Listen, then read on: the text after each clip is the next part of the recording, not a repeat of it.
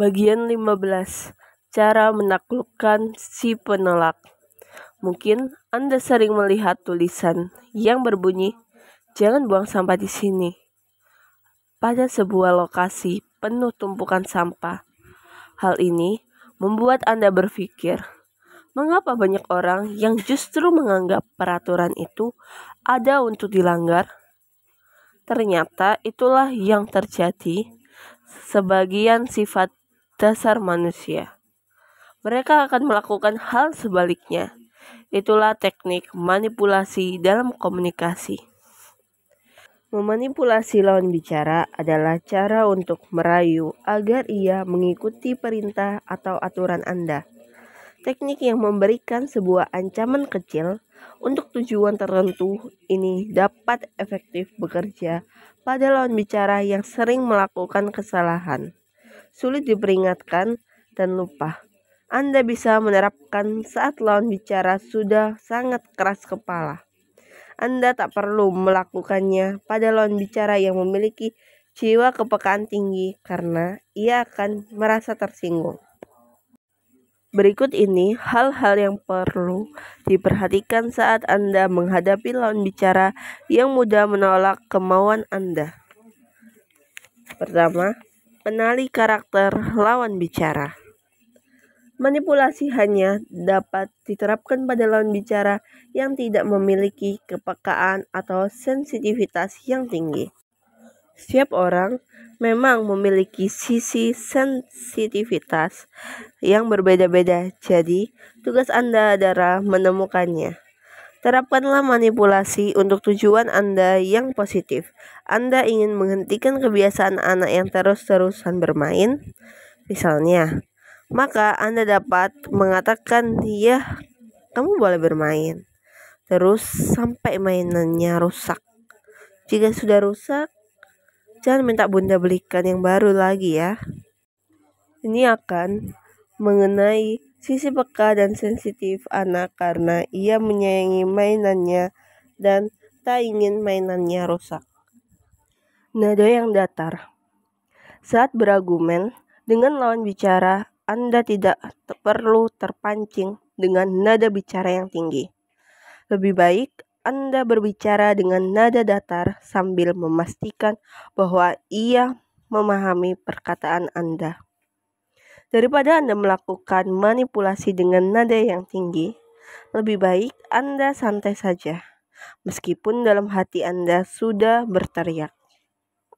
Dengan kondisi tenang dan bijaksana, lawan bicara akan lebih segan dan mau mengikuti keinginan Anda. Hentikan perdebatan. Dalam sebuah perdebatan, seseorang seringkali lebih mengutamakan gengsi daripada tujuan akhir yang baik. Ia ingin terlihat powerful dan enggan terlihat kalah. Padahal hal itu menyisakan sakit hati. Sebelum perdebatan memuncak, lebih baik Anda menunjukkan sikap atau perkataan, "Saya menyerah.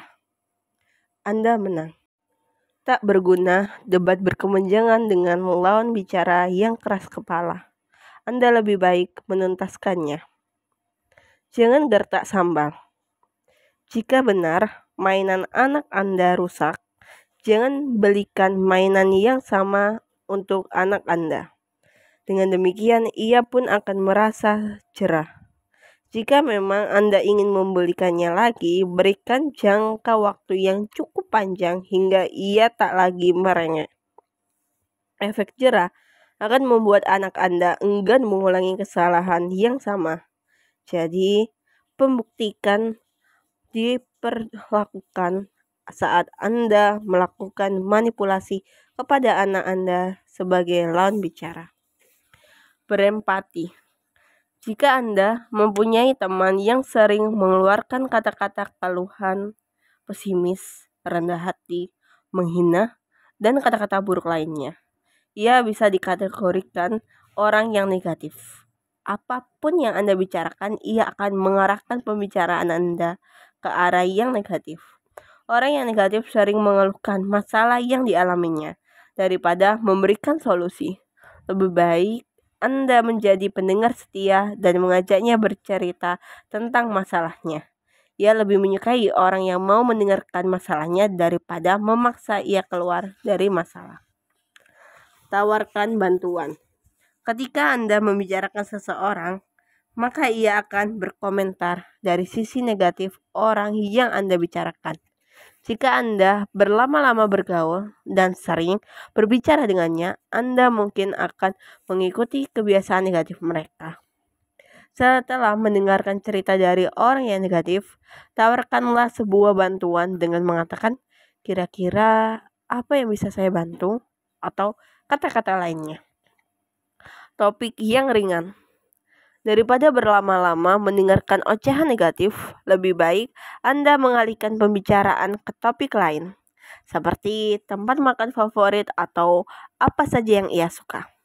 Bila orang yang negatif masih berbicara negatif, sebaiknya Anda diam seolah tidak tertarik dengan pembicaraannya.